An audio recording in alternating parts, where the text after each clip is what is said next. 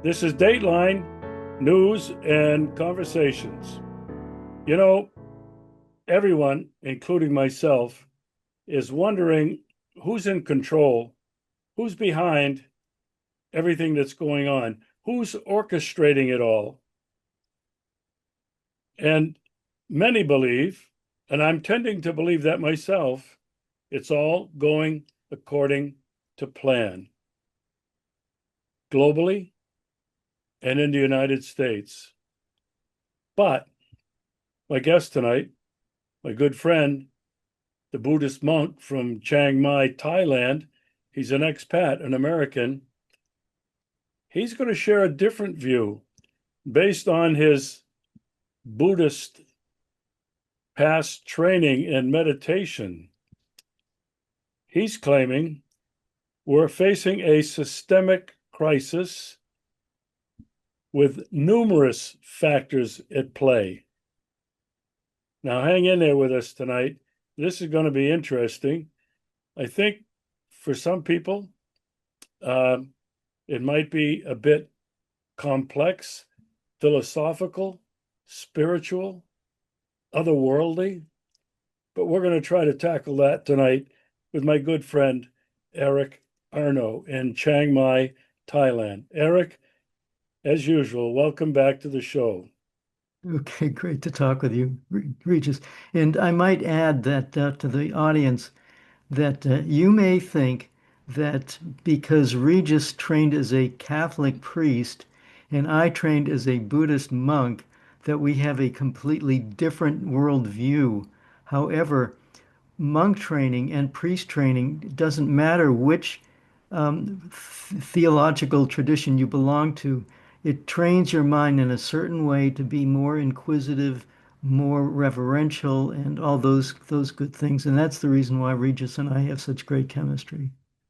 Well, I thank you for that because, I often wonder, Eric, why some people like you and me, and I have several friends and friends right here, Americans in Russia, who somehow arrived at the ability to think critically.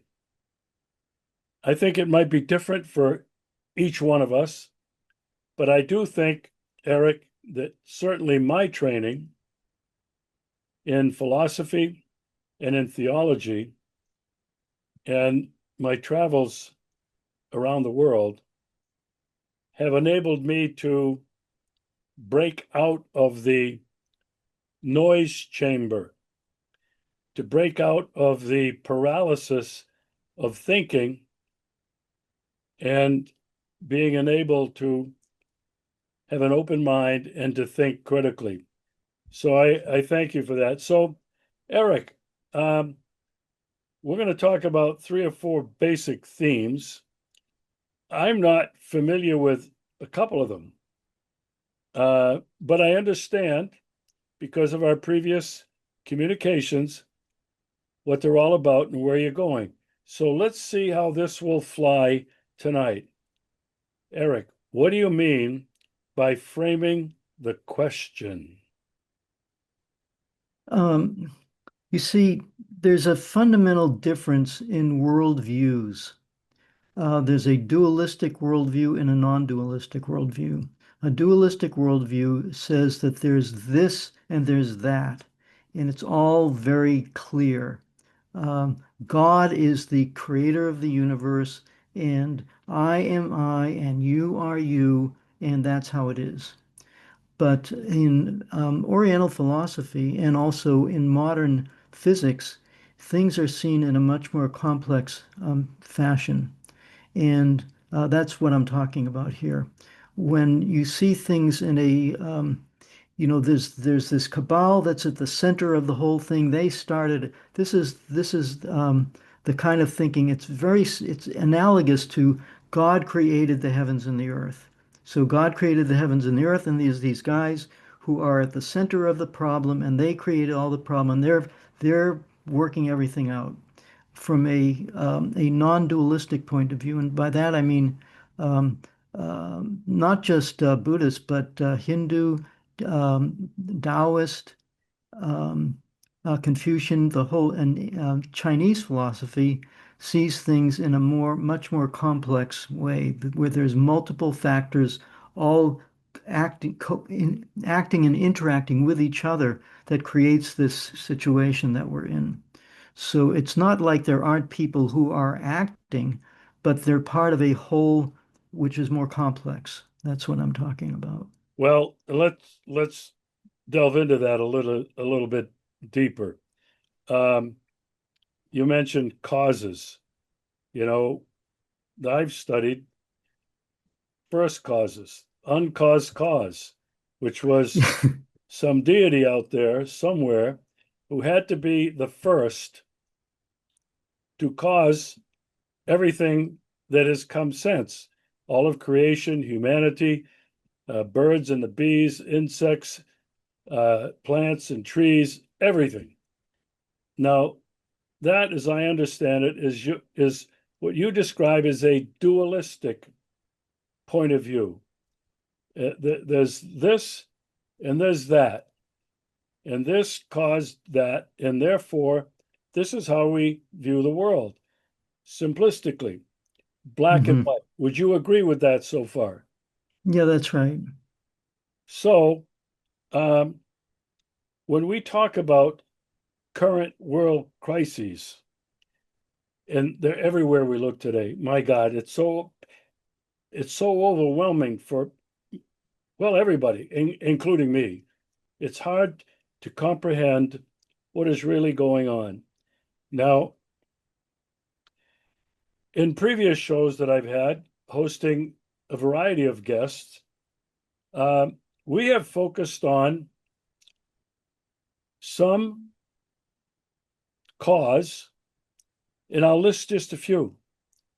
The World Economic Forum and Klaus Schwab. Many people have attributed to him what is going on in the world today.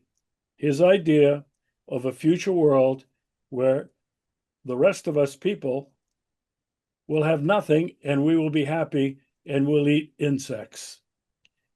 And then there are others, Eric, who believe that it's the city of London, the financial center and overwhelming power of the entire planet. And there are others who think it's the big banks. Well, the City of London is the Bank of London. It has nothing to do with the United Kingdom. It's an independent, sovereign city within the UK. And there are others who say, well, it's the Rothschilds. They control everything. And then Hmm. there are others who go really deep and far, and they say it's the royal bloodlines going back Hmm. thousands of years. Don't forget the Vatican. Don't leave out the Vatican. Well, I don't want to leave out the Vatican, so thanks for reminding me.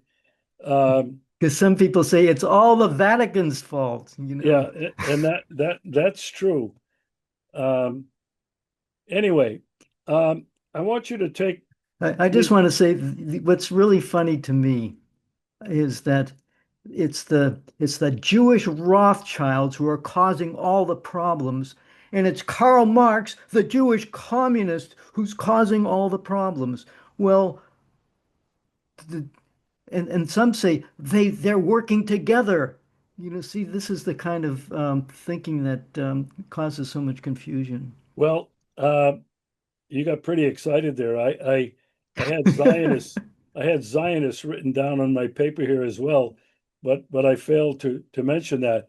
But yeah, uh, people either figure it's one or some combination of all of them.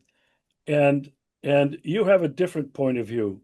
You're looking at it from an Eastern point of view out of Buddhism, Confucianism, Taoist belief. Um, Continue a little bit more, Eric, about when we look at all of these problems and these crises in the world, from economic crises, which are making themselves really known today, from all of the conflicts in the world today, from all of the chaos in the United States and around the world today that many people believe it's all because of the United States of America and its handlers. How would you describe this in a different systemic way according to your belief? I always try to look at things in terms of their historical context. So, they talk about cause, and then they say they trace it back. Well, this cause was caused by that cause, was caused by that cause, was caused by that cause, and ultimately you get to the causeless cause. Well, what is the causeless cause? Setting aside that issue, um, what created, what were the conditions that created the World Economic Forum? What were the conditions that created the City of London? What were the conditions that created income inequality?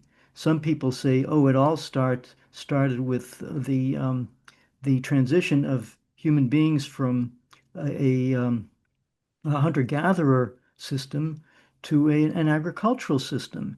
And people with agriculture, they thought, oh, we don't have to work so much because we don't have to go hunting for stuff. We can just grow the stuff right here. We can raise animals so we don't have to hunt.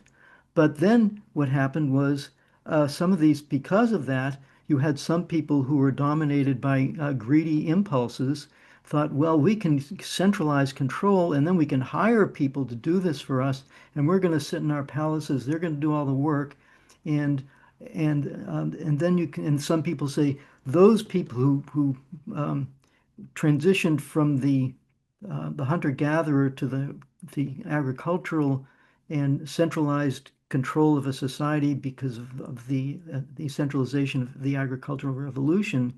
Um, they were you could say they were the original bloodlines from which everything else came.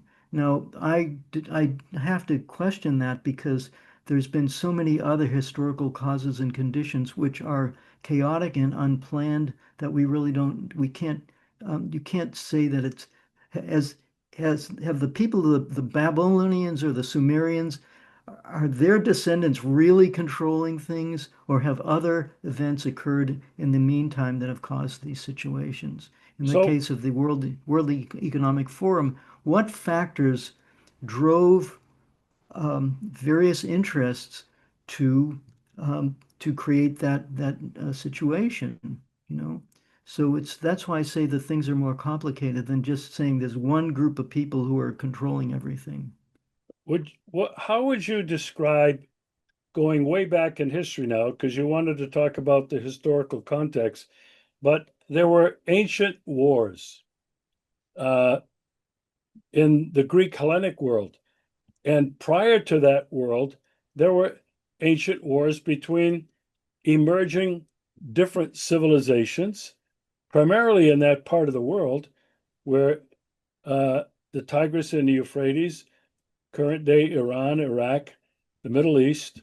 Um, and so there were developments that were absolutely incredible in terms of astronomy, in terms of medicine, in terms of construction, physics, mathematics. Um, and from one civilization to another, as one disappeared, another emerged. Um, Things happened, major things happened, wars happened, Hmm. millions of people were killed. Um, are we talking about the same thing here, Eric? That as we go through history, we can see these same things repeated. Now, what I did like about what you said, in fact, I'm not disagreeing with anything yet, is the evolution from hunter gatherer to an agricultural culture, which led to a very hierarchical management control structure, which I think we've seen from back then till today. At the top of the hierarchy were the kings, the rulers, the chieftains, whoever they were. And today it's the presidents, it's the prime ministers, etc. So, Eric, am I on the right track? Am I following you that what is happening today in the world is the result of many, many things that have happened previously in history, together with a lot of things that we aren't even talking about. Absolutely. One of the major issues is that of technology, where let's say you have some group that's completely in control, but another group discovers a new type of technology. Instead of bronze weapons, they discovered weapons. And the people who had the iron weapons, they wipe out the leadership of the people who had the bronze weapons, and now you got a new leadership structure. Likewise, in England, you had the landed gentry, and as industrialization developed, the landed gentry were shoved aside by the industrialists. So, so you have these kinds of transitions of leadership based on evolutionary conditions within the whole development of humanity. And I might add also that there have been tremendous disruptions that have caused terrible damage. I'm thinking two specific examples were the burning down of the library at Alexandria. That was the repository of human knowledge gone. And then you got to start all over again. Another example was Nalanda University, which was a university in India. 40,000 Buddhist monks were there. There were major invasions into India. They're all wiped out. Buddhism, which was a major factor in Indian culture, vanished. So you have, and you saw these kinds of major shifts in world power from different power centers, different new leaders come about that they get control. So that's why I think the idea of this bloodlines thing doesn't work because these major evolutionary situations and major shifts of authority based on new power relations, this is what has gone on. So that's why I think that Yeah, it's a systemic. That's why I call it systemic. It's because the whole flow of human history is not really so predictable in certain ways because how technology develops can change everything. yeah. And I want to now focus on this systemic view. Uh, I had a consulting business for a number of years back in the United States, and one of the concepts that I studied and promoted was systems thinking. And basically, what that is, very simplistically, is a study of complex systems, government systems, organizational system, business systems, religious systems. And what we notice in all of those systems, because of the actions that are taken, are feedback loops. And there can be many feedback loops in a complex organization. Now, feedback loops sometimes create unexpected consequences. And when you look at these various feedback loops, they are actually, in my view, controlling the organization, creating crises, creating a lack of understanding what's going on, and a retreat to top-down authoritarian rule. Is that making any sense, Eric? Is that part of what you're talking about? Mm-hmm. Yeah. Um, I think it ties in exactly.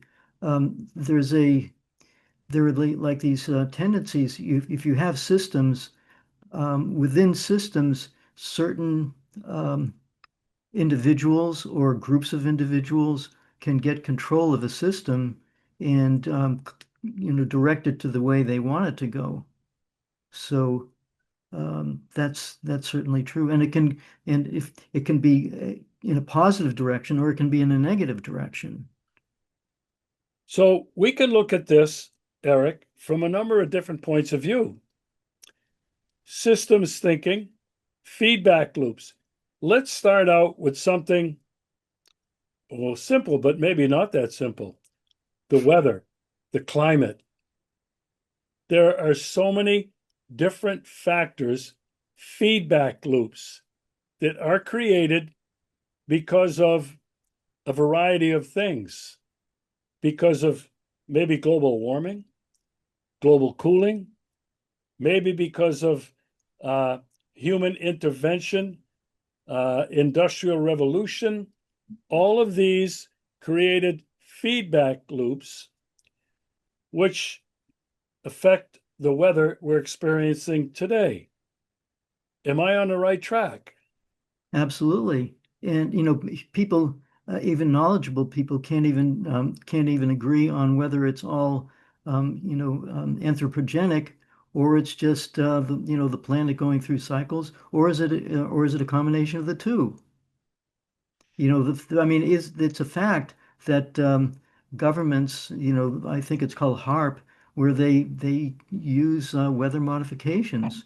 I mean, like even in China, where there were droughts, they were causing rain to flow, go in the desert. But on the other hand, you can do other bad things, like create earthquakes. For example, there's speculation some earthquakes have occurred because of manipulating the magnetic field or whatever. So is it nature or is it humans, or what's going on here? It's not easy to untangle that. Well, it's a combination of everything that we've been talking about. It's nature, it's humans. You mentioned HARP. Um, there's another concept, the weaponization of weather, that the Hmm. United States and other countries have learned how to manipulate, weaponize weather. And I think we see that around the world today. But the point we're trying to make is that it's not being controlled by some hidden hand, some strange dark force. Now, we just talked about the weather. Let's talk about something else that is extremely complex, but actually very simple when we look at it from a systems point of view: the economy. A lot of people think that, there's the Rothschilds, there's those big bankers, whoever the heck they are, in the city of London. There are those big bankers and tycoons in New York City who are controlling everything that's going on with the economy. I think most people probably believe that that's the case. But Eric, things happen which cause reactions, whether it's speculation in the stock market, whether it's the bankers trying to, based on greed, to get ways to make more profit at the expense of others, with the attempt to, as we're witnessing today, the greatest transfer of wealth in history has taken place. We look at wars, we look at the cost of wars, the effect of wars.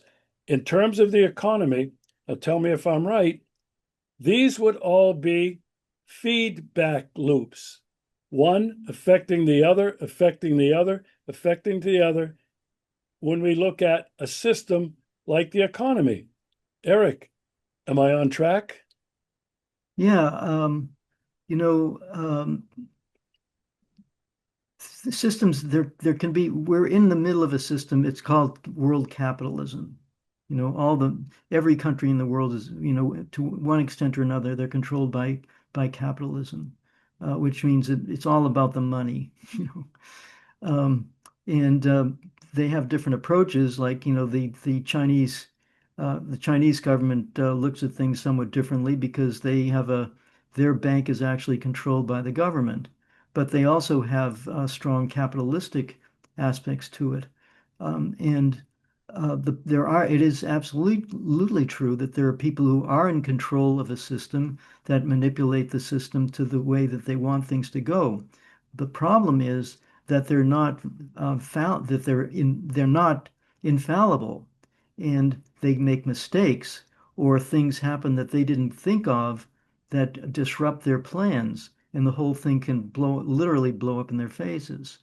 So, one example of that, if you remember, was long-term capital management. These were the smartest guys in the room. They had a absolutely foolproof way of trading bonds, and they almost brought the entire the world capitalist system crashing down completely.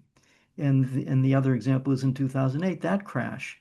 And we're heading probably we're probably in a pre-crash mode now because I'm looking at the price of gold, which is it's going like this, and something is deciding that the world system of money, the whole money system, is very precarious, and people are looking for some way out of it.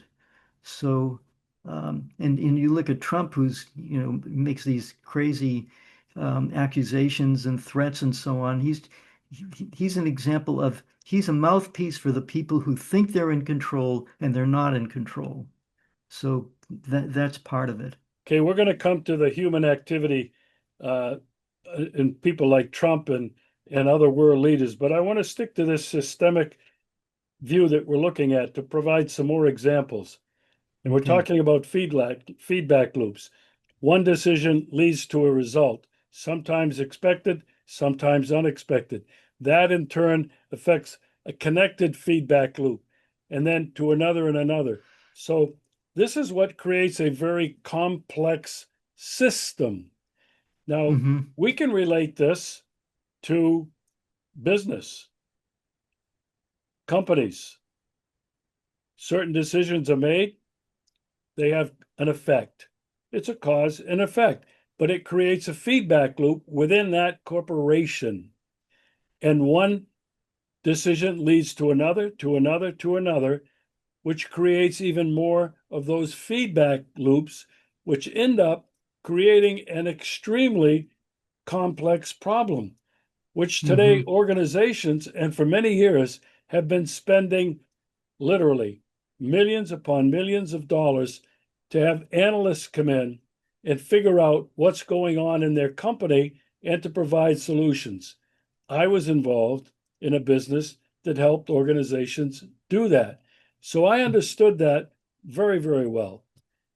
And then, Eric, when you look at company A, what it does has an effect on the economy, which creates additional feedback loops, which affect other companies who watch what they're doing, and that creates additional feedback loops. And so you just multiply that by 10 times, 100, 1,000, and what you get is an incredibly complex, almost insolvable problem.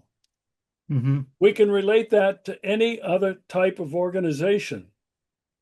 NGOs, for example, the peace movements, the anti war movements.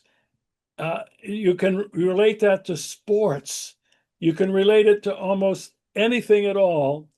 And what we end up with in one society, for example, like the United States, is an extremely complex situation. Is this not what we're talking about? And then, Eric, when you add the effect that what happens in America, the United States, has an effect on every other country in the planet. Hmm. Eric, is this where we're sitting today? Absolutely. This is exactly what I'm talking about. That's why I say it's system. Um, people who think that who can control this thing? It's completely out of control. Um, they can manipulate it or try to manipulate it, but there's a fundamental law of physics is that, or fundamental law of existence is that things are not in control. They're random. We simply do not know exactly how things. We cannot. This is not like, um, playing checkers or something. It's far more complex than that. Well, and you And mentioned, that's the reason why I say that the idea of these bloodlines, they're not in control. They may think they are, but they're not because existence is too complicated. yeah, and you mentioned the randomness of everything. That's the unexpected from somewhere outside, something happens quite randomly, unexpectedly, and the whole thing changes. Now, I want to lead into the next topic. Uh, what's the human role in all of this. When you were just talking a minute ago, I was going to butt in and I was going to ask you, can Putin change the world? Can number 47 wearing that damn red hat all the time? He's obviously doing a lot of stuff to change the world, but what's the effect of human agency, of presidents, of prime ministers, of kings on what we're talking about? You know, a perfect rejoinder to that is this book that was written by Daniel Ellsberg. Did you know Daniel? I didn't know him, but Like, of course I know who he is, and yeah, okay, I've read the yeah, Pentagon Papers. I've read his book about uh, the threat of nuclear war, doomsday. yeah, So the doomsday a machine. machine. Yeah, the doomsday machine says that the president is not in control. We are told that the president is the one who he's got his black suitcase and he says, "Okay, it's time to bomb the Ruskies. Give me the suitcase. I'm pressing the button and the missiles go off." And then the Russians see it all happening and they say, "It's time for dead hand." And Putin presses the button or dead hand operates automatically and the thing goes and we're all gone, right? The problem with that is that, as Daniel Ellsberg so clearly pointed out, authority is delegated. It goes down the line, down the line, down the line, and then there are some people who actually, like in Dr. Strangelove, there's some crazy guy who actually gets control of a button and he sets it off. So that's another example of how you can say that, Donald Trump is not. And who controls Donald Trump? In Putin, they say, "Oh, Putin, he's the dictator." Who can, it's like Putin he's at the center of a very complex system itself with many different factions operating. I remember, Regis, that he was being extremely cautious during the lead up to the special military operation. And finally, the Communist Party went to the Duma and said, these people are getting shit bombed out of them. We have to do something. And finally, they said to Putin, "Please intervene." And then he did. But so the idea that Putin is the dictator is simply not true. Yeah, and I want to get back to Donald Trump because there isn't a day when he commands the headlines around the world. I'm reading Russian media every day, and every single day. In fact, today, on one of the major Russian outlets, there were 4 or 5 articles on their front page online about Donald Trump, about the United States of America. So Hmm. he is having an enormous effect on the entire planet with his sanctions, with his military interventions, with his threats, with the weaponization of the dollar, with the weaponization of sanctions. And so when we look at this complex system, isn't it clear that humans actually do have an enormous impact and create additional global feedback loops? I think we're seeing it now. I mean, Hmm. we're seeing the formation of BRICS, BRICS plus. We're seeing the United States trying to threaten India from buying gas and oil, and China the same thing from Russia and other countries. Are we Hmm. not talking about the same thing? We have individual people, we're focusing on Trump right now, that are creating effects and feedback loops on this system, which is really hard to define right now. Would you agree? Yeah, the thing about the what's so interesting about these times is that you have somebody like Trump who, makes a big splash every day he does something. But the weird thing is that you see the people like him, they think because they have such a narcissistic, egotistical view of themselves, and they think they have so much control. And yet, what they don't realize is that there are other agents, there are other human beings who actually have their own ideas.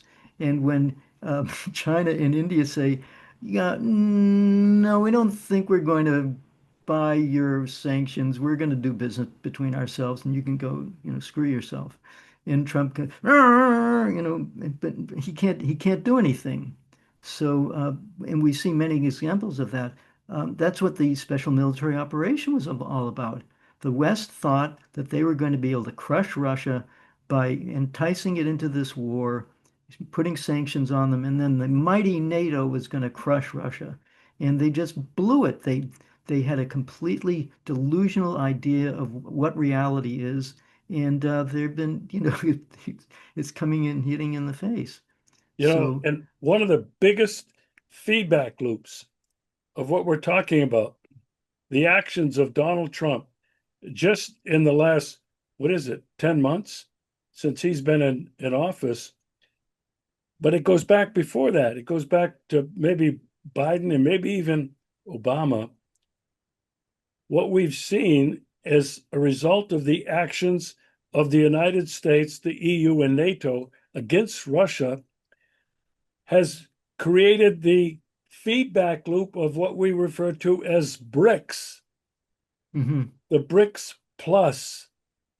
And those actions and those actions that continue to happen on a daily basis only reinforce the feedback loop of BRICS, which leads to another feedback loop of other countries in the world, economically, politically, culturally, and militarily. And then those create feedback loops. And so what we're looking at today, Eric, I think with everything that we're being hit over the head with, overwhelmed with, is a result of not just the actions of human activity, but the actions of these systems we're talking about globally, creating what we're looking at today. mhm, right. Trump is just what's the word, apotheosis, or the epitome of 500 years of Western civilization, colonialism, imperialism, and brutality all around the world. And following World War II, the United States thought, they said, we're the king of the mountain. It's going to be the American century. And they discovered slowly but surely that their power is ebbing away. And Trump says, I'm going to do a Hail Mary pass, and I'm going to win the football game at the very end. And he's discovering that the rest of the world has moved on. The system of colonialism and imperialism it's over, and the rest of the world is, um, as you said, this is BRICS' feedback to the colonial system, saying we're tired of being kicked around, so we're going to get together, us countries that don't like being bullied, and we're going to create our own economic system. So, so this is a feedback loop that the colonial system created for itself. And what they didn't realize is that if they had been more just in the way they treated the rest of the world, BRICS may not have even happened. Yeah, and now talking about President Putin, uh, the narrative from the entire collective West, that's primarily driven by the United States, is that Russia is evil. It's the Red Scare. Putin is an assassin. Putin invaded Crimea. Putin invaded Ukraine. Everything bad, everything evil. Now, there's two sides to that, I think. If you accept that side of it, of Putin being in Russia being bad, that creates additional feedback loops within the United States of America, the deep state, in the EU, and in NATO. And so this thing is getting really freaking out of hand. And then when you look at the other side of President Putin, he's basically a patriotic Russian.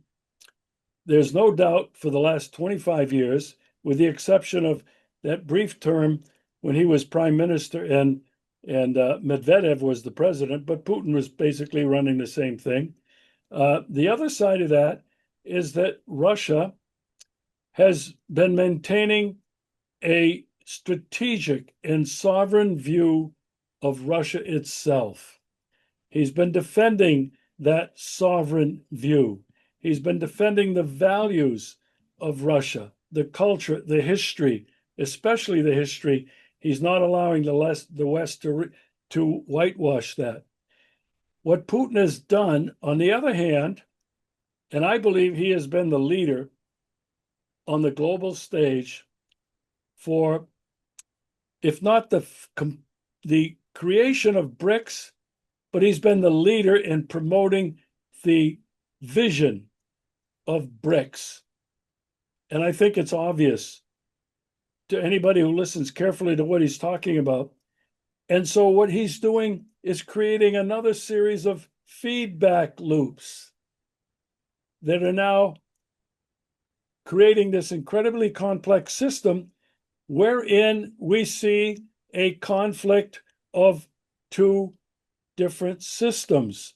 This new world that is not just emerging, it's here.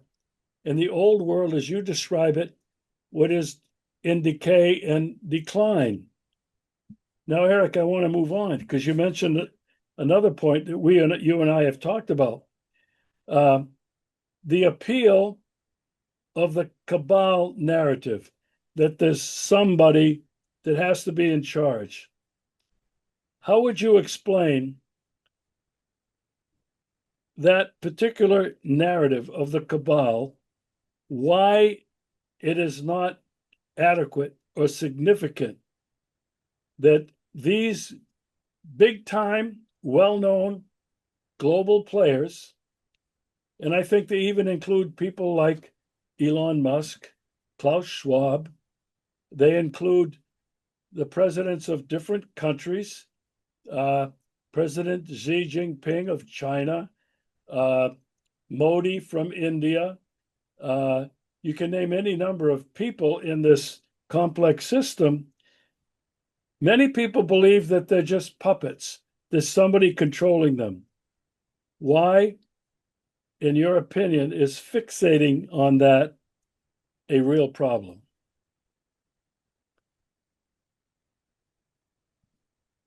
Because it's based on an idea that reality is fixed and controllable.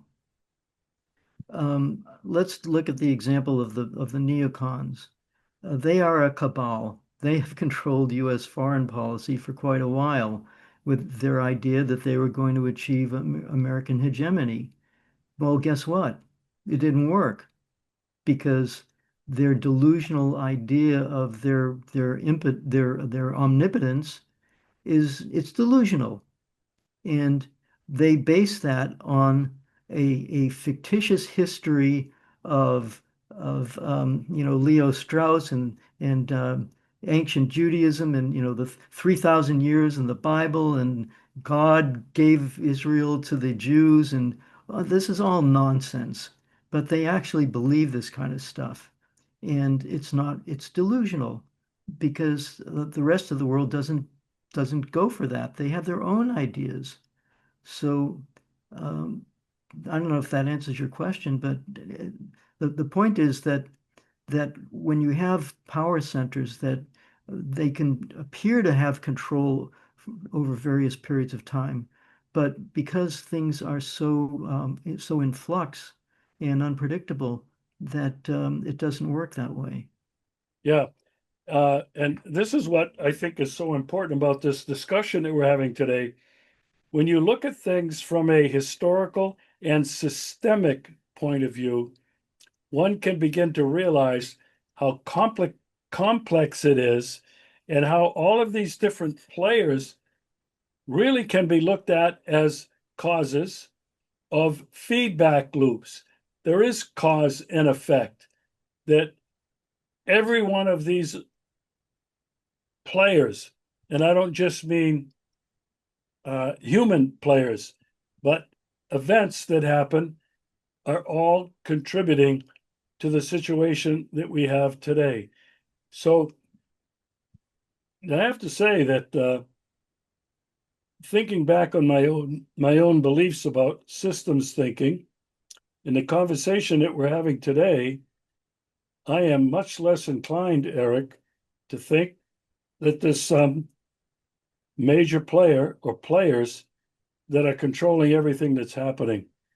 I do think we're seeing the results of years and years of cause and effect feedback loops uh, that have created this incredibly complex, very dangerous situation today. Would you agree with that statement? Yes, I completely agree with it, and I'm glad that my contribution to the discussion has kind of the expanded the parameters of what we're talking about here. It's not, it was this ancient bloodline or the this cabal or this kind of thing. It's far more complicated than that. But there's, in a way, the bad news is that it's way more complicated and it's out of control. But the good news is that we do have human agency. So it doesn't, from a certain point of view, it doesn't matter that it's a systemic situation. We have to create our own power as individuals and develop coalitions with each other and alliances with each other to make an effect to make things change. And things can change. The whole system of Russian civilization was going along a specific track, and the Tsar got sucked into World War I. He bit off more than he could chew. The stress created so much difficulty that a whole new set of leadership came in and completely changed the direction of Russian society and Russian history for the better, in my opinion. So that's an example of where even the lowest of the low have an effect on events, and we shouldn't overlook that. Well, I'm glad we're probably going to end on that note because if people have been following this discussion, it might appear hopeless that anything can change the current situation. And when we add the technology, as you mentioned in the beginning, artificial intelligence, the reliance on artificial intelligence and technology uh, has had and will continue to have an enormous effect on world events, but on who we are as humans. I mentioned Klaus Schwab in the beginning. Klaus Schwab's vision is to reduce the population of the planet, to reduce those of us who are left as serfs who will own nothing, will want nothing, we will be happy and will eat bugs. Now, that's his view. But there are others and folks that I've interviewed on this show who believe that what's at stake is who we are as humans. All of this is depriving us of our basic humanity, all those things that are good, that are make us humans, good people, not evil, not born with sin. And this is what I think is really important. It's hopeful today, as you mentioned, that as human beings, we need to fight to preserve our basic humanity in the face of technology, in the face of all of these things that we're trying to deal with today. And Eric, there's one last question, one last topic we have to deal with.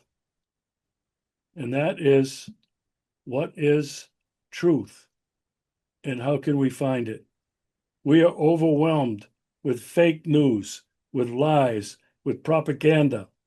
It's a question that's on the top of almost everybody's minds who is able to think critically and openly about what's going on. Mhm. What is truth, Eric? Where do we find it?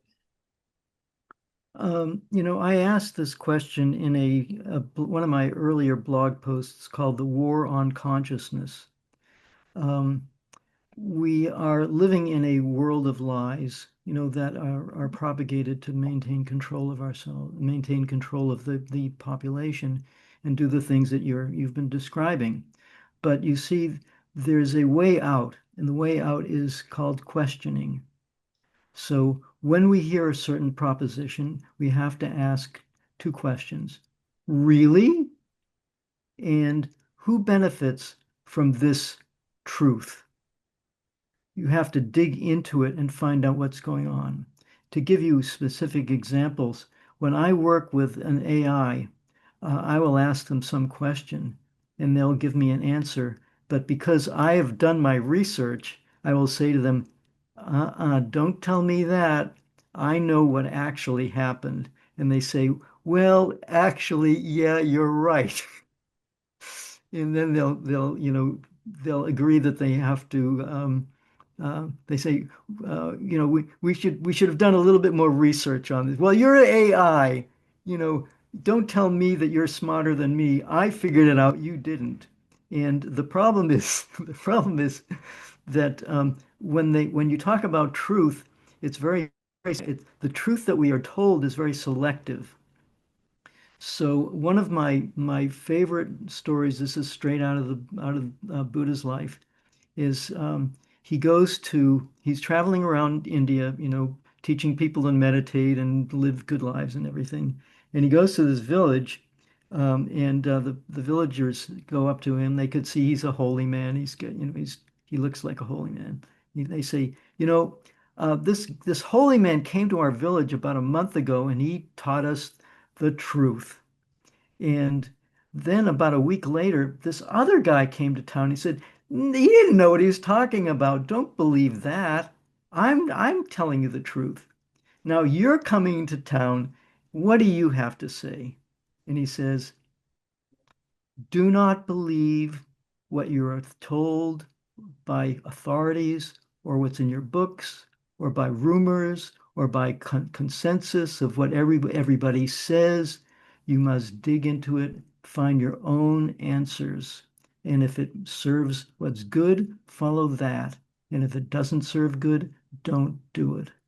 That is the solution to our problem.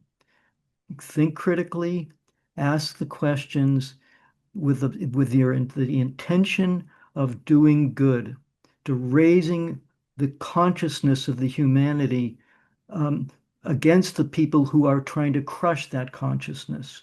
We are in a war of consciousness between these people who want to crush us as human beings, and it's our job as human beings to realize our deep divine nature and make that happen.